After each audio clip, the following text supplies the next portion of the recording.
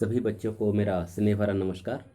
प्यारे बच्चों, आज हम लोग लक्ष्मण मूर्छा और राम विलाप के शेष चौपाइयों का व्याख्या पढ़ेंगे। हालांकि इसके पहले की वीडियो में आप लोग इसके पहले के चौपाइयों का अध्ययन कर चुके हैं, जिसका प्रसंग ये है कि हनुमान जब संजीवनी बूटी लेकर के लौट रहे होते हैं और उसी दौरान यहाँ लंका में राम और सभी भालू बंदर की सेना उनका इंतज़ार कर रहे होते हैं कि अभी आधी रात बीत गई, हनुमान नहीं आए, क्या होगा। सभी लोग मन में एक प्रकार की आशंका है कि हनुमान आ पाएंगे कि नहीं आ पाएंगे। तो ये प्रसंग आप लोग पढ़ चुके हैं। यहाँ से इस दोहे और सोरठा और जो चौपाइयाँ हैं, इनमें हम उसके आगे के अंश की व्याख्या पढ़ेंगे। तो आइए इसका पहले वाचन किया जाए। प्रभु प्रलाप सुनि कान, बिकल भय बानर निकर। आई गयौ हनुमान, जिम करुणा महावीर रस। हर्षि राम भेटेउ हनुमाना, अति कृतज्ञ प्रभु परम सुजाना। तुरत वैद्य तब कीन्ही उपाई, उठी बैठे लक्ष्मण हर्षाई। हृदय लाई प्रभु भेटेउ भ्राता, हर्षे सकल भालु कपि भ्राता। कपि पुनि वैद्य तहाँ पहुँचावा, जेहि विधि तबहि ताहि लैलावा। यह वृत्तांत दसानन सुनेऊ, अति विषाद पुनि पुन सिर धुनेऊ। व्याकुल कुंभकर्ण पहि आवा, विविध जतन करि ताहि जगावा। जागा निश्चर देखिय कैसा, मानहु कालु देहि धरि वैसा। कुंभकर्ण बूझा कहूँ भाई, काहे तव मुख रहे सुखाई। कथा कही सब तेहि अभिमानी, जेहि प्रकार सीता हरि आनी। तात कपिन सब निश्चर मारे, महा महा जोधा संहारे। दुर्मुख सुर रिपु मनुज आहारी, भट अतिकाय अकंपन भारी। अपर महोदर आदिक वीरा, परे समर महि सब रन धीरा। सुनि दस कंदर बचन तब, कुंभकर्ण बिल खान। जगदम्बा हरि आनी अब, सठ चाहत कल्याण। इसका अर्थ होगा, प्रभु प्रलाप सुनि कान, बिकल भय बानर निकर। प्रभु प्रलाप यानी कि आधी रात बीत गई है, हनुमान अभी संजीवनी लेकर के नहीं आए हैं, तो प्रभु श्री राम लक्ष्मण का मुखड़ा देख करके प्रलाप कर रहे हैं, रो रहे हैं। और उनका रुदन सुनकर, सुनि कान, उनका रुदन सुन करके, बिकल भय बानर निकर, निकर मन होता समूह, तो बंदरों का समूह भी व्याकुल हो उठा। जब प्रभु श्री राम अपने भ्राता लक्ष्मण का मुख देख करके विलाप कर रहे हैं, यह विलाप सुन करके सभी बंदरों के समूह यानी बानरी सेना में व्याकुलता छा गई है। और उसी समय क्या होता है, आई गयो हनुमान। अभी यह व्याकुलता सबके अंदर आई ही है, उसी समय हनुमान आकाश मार्ग में आते हुए दिखाई देते हैं, यानी उसी समय हनुमान आ जाते हैं। और इस समय स्थिति क्या होती है, जिम करुणा मह वीर रस। करुणा माने रस, रस आप जानते हैं 9 रस होते हैं, तो करुण रस और वीर रस का यहाँ वर्णन किया गया। मतलब ये कि जिम करुणा रस, यानी यहाँ इसके पहले अभी करुण रस का प्रसंग चल रहा था, दुख का प्रसंग चल रहा था। मह वीर रस, और हनुमान को देखते ही सबके अंदर वीरता का संचार हो जाता है, यानी वीर रस का प्रसंग शुरू हो जाता है। जैसे ही हनुमान वहां आते हैं, हनुमान को देखते ही जहां करुण रस का प्रसंग चल रहा था, वहां वीर रस का प्रसंग शुरू हो जाता है। आगे कहते हैं कि हरसि राम भेटेउ हनुमाना, अति कृतज्ञ प्रभु परम सुजाना। हरस राम भेटे हनुमाना। हनुमान को श्री राम हर्षित होकर के उन्हें गले लगा लेते हैं और अति कृतज्ञ प्रभु परम सुजाना, प्रभु श्री राम अति कृतज्ञ हो जाते हैं हनुमान के कृतज्ञ हो जाते हैं, क्योंकि ये प्रभु श्री राम जो है सुजान भी हैं, बहुत चतुर हैं, बहुत लोगों को सम्मान देने वाले हैं, बहुत समझदार हैं। और इस तरह से वह हनुमान के प्रति कृतज्ञता व्यक्त करके उन्हें गले लगा लेते हैं। तुरत वैद्य तब कीन्ह उपाई, उठ बैठे लक्ष्मण हर्षाई। और जैसे ही संजीवनी बूटी आती है, वैद्य यानी सुषेण वैद्य तुरंत उपाय करते हैं, माने लक्ष्मण के उपचार में लग जाते हैं। और जैसे उनका उपचार होता है, उठ बैठे लक्ष्मण हर्षाई, लक्ष्मण के उपचार के बाद तुरंत वह उठ करके हर्षित होकर के बैठ जाते हैं। हृदय लाए प्रभु भेटु भ्राता, हर्षे सकल भालु कपि भ्राता। और जैसे लक्ष्मण उठकर बैठ जाते हैं तो प्रभु श्री राम भेटे भ्राता अपने भाई लक्ष्मण को हृदय लाए माने गले से लगा लेते हैं, अपने भाई लक्ष्मण को गले से लगा लेते हैं। और हर्षे सकल भालु कपि भ्राता, भ्राता मन होता है समूह, यानी कि सभी भालू और बंदरों के समूह में भी हर्ष व्याप्त हो जाता है। सभी भालू और बंदर हर्षित हो जाते हैं, लक्ष्मण की मूर्छा जैसे दूर हो जाती है। आगे कहते हैं, कपि पुनि वैद्य तहाँ पहुँचावा, जेहि विधि तवहि ताहि लई आवा।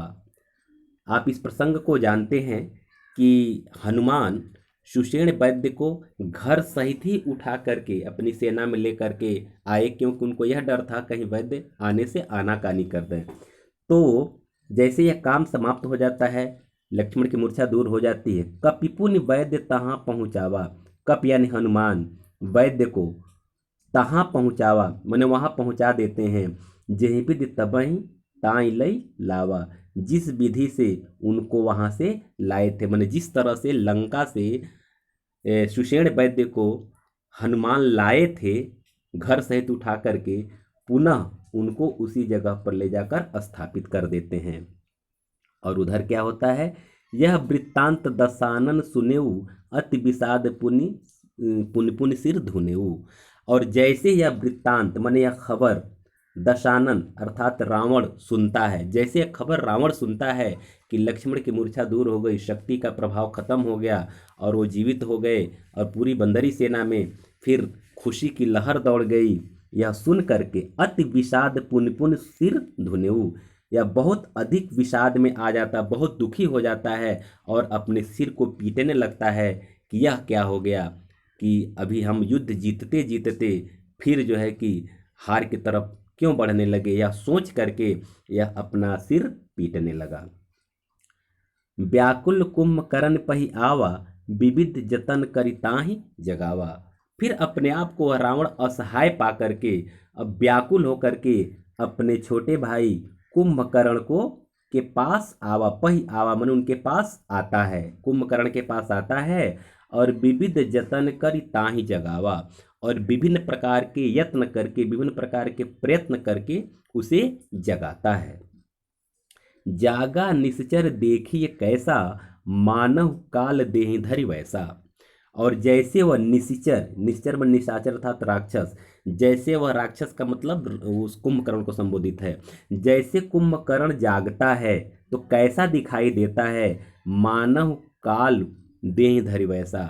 मानव यानी कि यहाँ उत्प्रेक्षा अलंकार है, मनु मानो जनु जानो, तो मानो स्वयं काल देह धर करके आ गया है, जैसे ऐसा प्रतीत होता है कि मानो स्वयं मृत्यु जो है एक विशालकाय शरीर धारण करके यहाँ बैठा हुआ हो।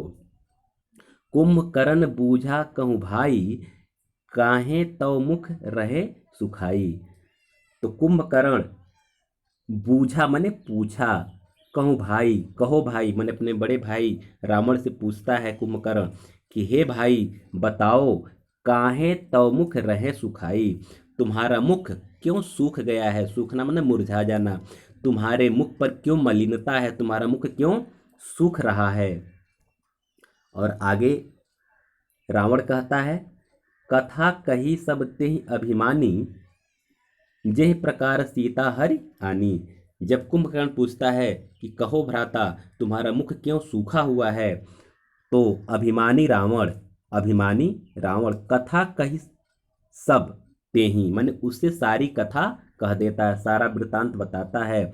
जे प्रकार सीता हरि आनी, जिस प्रकार वह सीता का हरण करता है, मन जिस प्रकार सीता का हरण करके लाता है, वह पूरा का पूरा वृतांत रावण कुंभकर्ण को सुनाता है। और उसे आगे कहता है, तात कपिन सब निश्चरी मारे, महाजोधा संहारे। तात मन होता है भाई।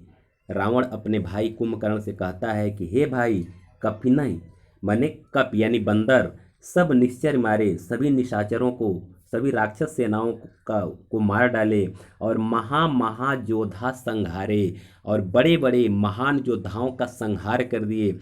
महान योद्धाओं को उन्होंने युद्ध भूमि में मार डाला। आगे कहता है कि दुर्मुख सुररिपु मनुज आहारी, भट अतिकाय अकंपन भारी। और इसके अलावा वर्णन करता है कि दुर्मुख, रावण का ये पुत्रों का नाम है, दुर्मुख, सुररिपु माने देवताओं का शत्रु यानी देवांतक भी रावण का पुत्र था। मनुज आहारी, मनुष्यों का आहार करने वाला, जिसका नाम था नरांतक। भट मन होता है विशाल, अतिकाय भी उसके पुत्र का नाम है, अकंपन उसके पुत्र का नाम है। यानी कहता है कि दुर्मुख, देवांतक, मनुज आहारी माने नरांतक, भट माने विशाल, अतिकाय, अकंपन, भारी माने इतने विशाल विशाल जो है हमारे पुत्रों का या योद्धाओं को ये राम की सेना ने, बंदरों की सेना ने संहार कर दिया। इसके अलावा अपर महोदर, अपर मन होता है अलावा या दूसरा, इसके अलावा महोदर आदि वीर, आदिक वीरा, महोदर आदि वीर को भी युद्ध भूमि में बंदरी सेना ने संहार कर दिया है। कहते हैं परे समर मही सब रणधीरा। यहाँ इसका अर्थ होगा, समर मन होता है आप समझते हैं युद्ध, मही मन होता है पृथ्वी, रणधीरा मन युद्ध भूमि में। युद्ध भूमि में ये सब के सब ये महावीर मारे गए, उनका संहार हो गया। फिर आगे यह बात सुन करके कुंभकर्ण रावण को समझाते हुए कहता है कि सुन दस कंदर बचन तब कुंभकर्ण बिलखान।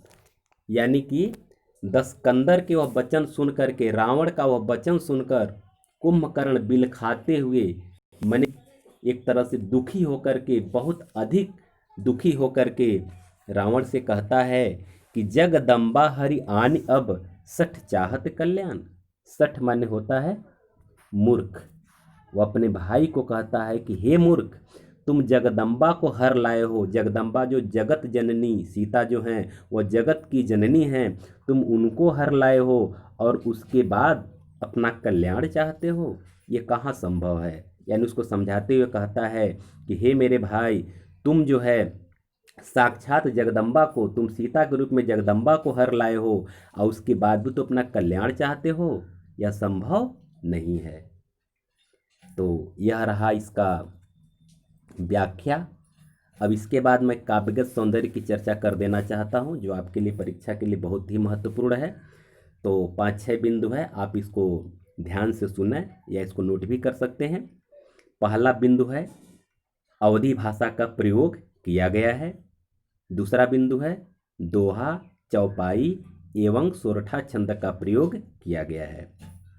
तीसरा बिंदु होगा, अनुप्रास, उपमा और उत्प्रेक्षा एवं रूपक अलंकारों का सुंदर चित्रण किया गया है। चौथा बिंदु हो जाएगा, काव्य में संगीतात्मकता एवं गेय शैली का प्रयोग हुआ है। पांचवा बिंदु हो जाएगा, भाई भाई के अगाध प्रेम का अद्वितीय चित्रण किया गया है। और छठवां बिंदु हो जाएगा, करुण एवं वीर रस का सुंदर अभिव्यक्ति हुआ है। तो इस तरह से यह चैप्टर समाप्त होता है। अब इसके बाद हम लोग अगले वीडियो में अगले चैप्टर के साथ मिलेंगे। एक बार पुनः आप लोगों को नमस्कार, बहुत बहुत धन्यवाद।